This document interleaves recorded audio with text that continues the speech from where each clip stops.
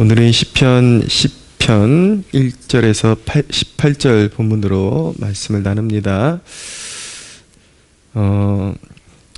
역사 속에 공산주의가 종교는 인민의 아편이라는 그런 구호를 외치면서 특별히 기독교에 대한 험난한 그런 핍박을 가한 이유는 무엇이냐면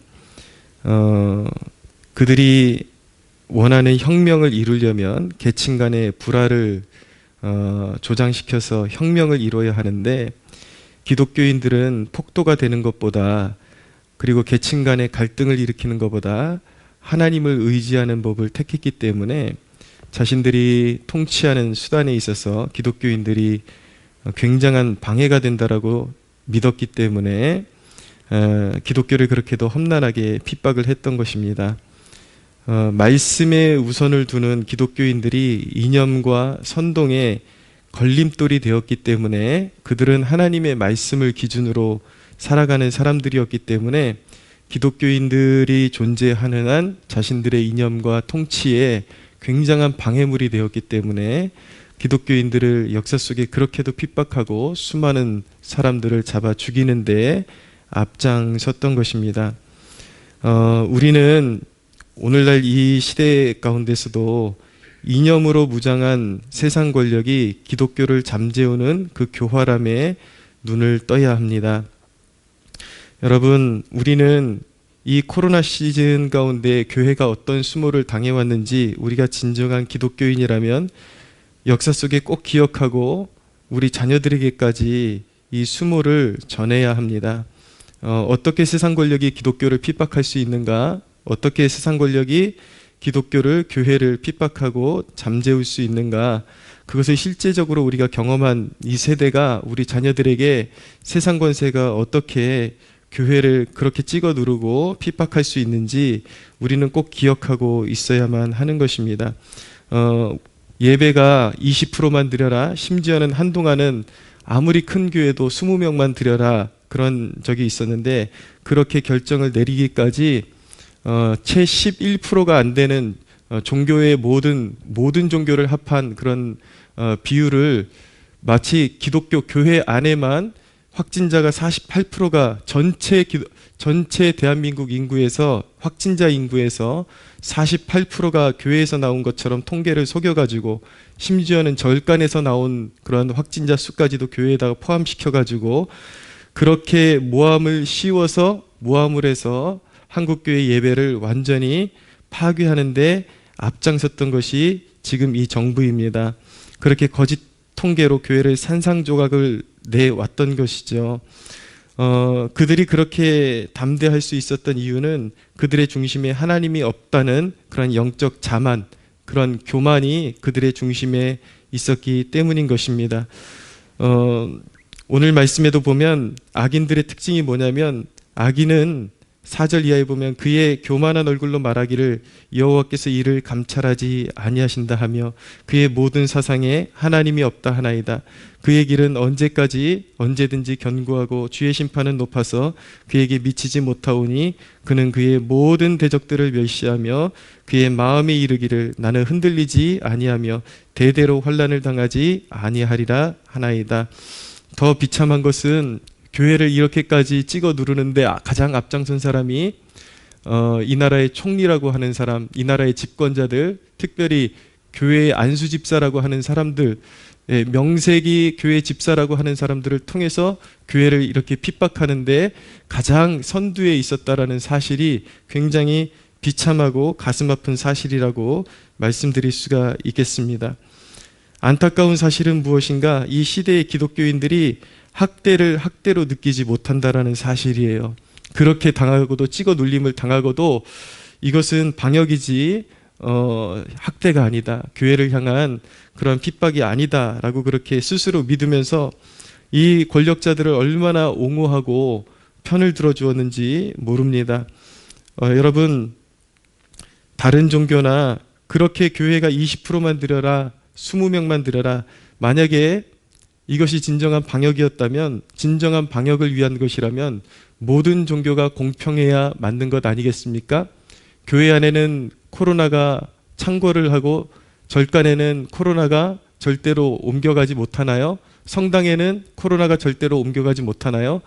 교회가 그렇게 비참하게 20명만 예배 드려라 했을 때에도 절은 그대로 운영이 되었고 성당은 그대로 운영이 되었습니다.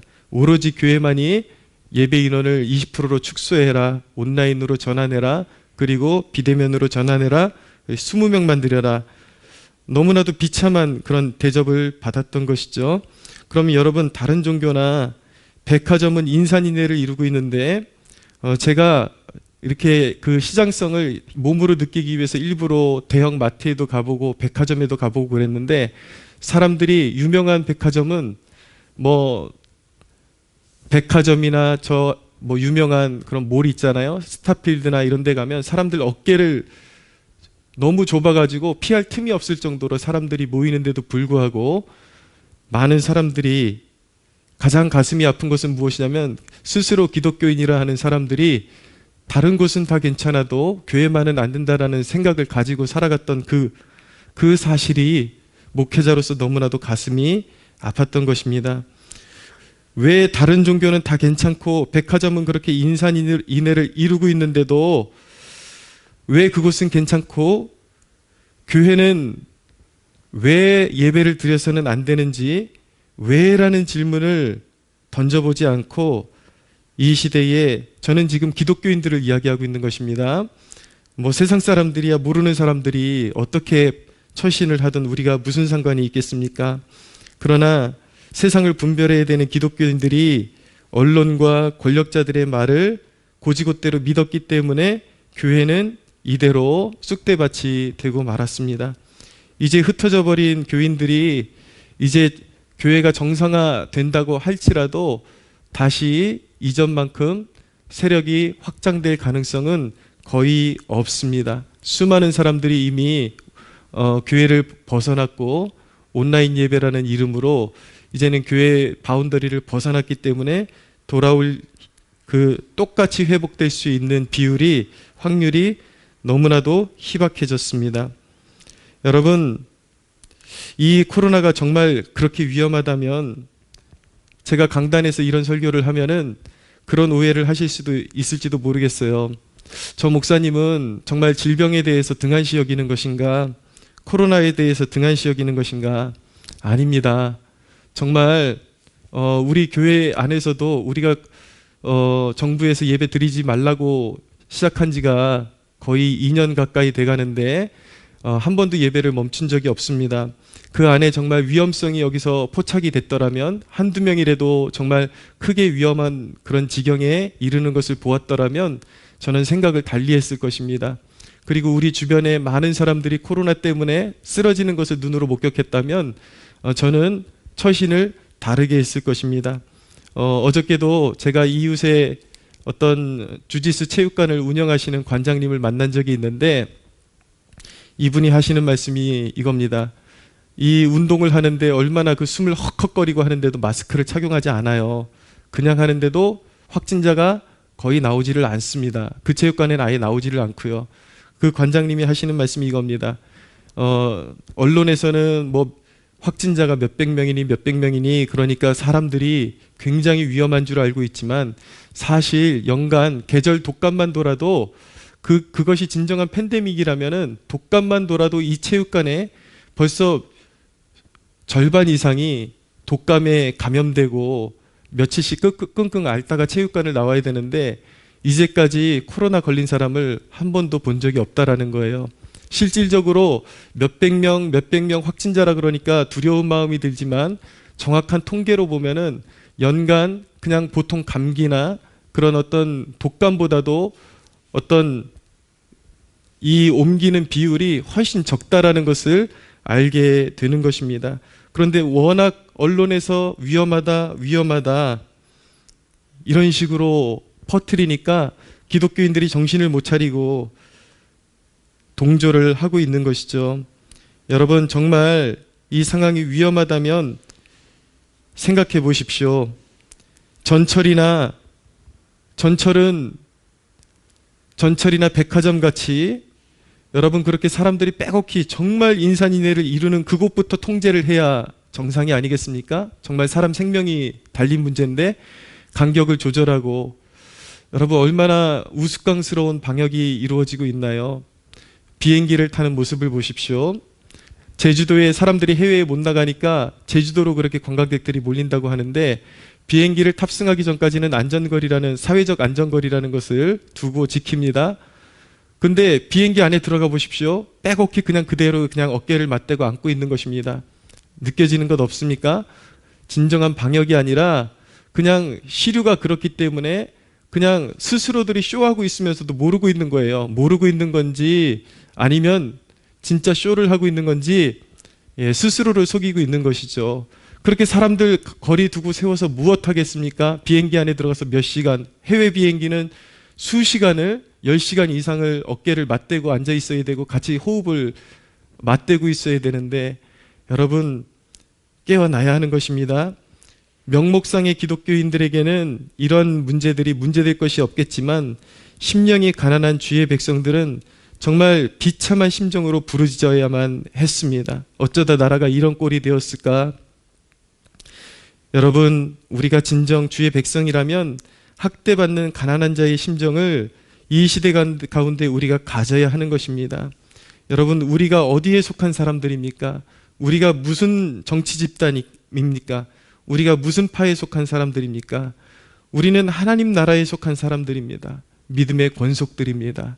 하나님의 영예가 실추되면 우리는 분노해야 맞는 것이고, 하나님의 영광이 올라가면 우리는 기뻐해야 맞는 사람들인 것입니다. 제가 왜 이런 설교를 주기적으로 하는지 아십니까? 이 시대의 기독교인들에게 이 정치라는 것이 우상이 되어 있기 때문인 것입니다. 이상해요. 지금 이 시대의 집권자들을 욕하면, 비판하면, 그들이 잘못하고 있는 비행을 비판하면 수많은 기독교인들이 차라리 교회를 버리지 그들을 그렇게 머리가 깨져라고 옹호를 합니다.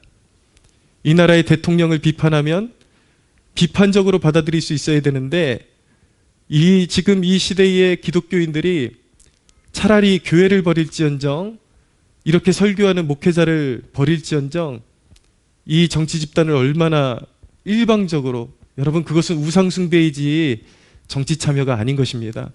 우리 그리스도인들이 왜 이 모양 이 꼴이 되었는지, 한 사람의 목회자로서 교회가 이렇게 쑥대밭이 되었고 그 중심에 그런 집권자들이 있음에도 불구하고 왜 그렇게도 그 우상을 내려놓지 못하는지 비참하기 짝이 없는 것입니다.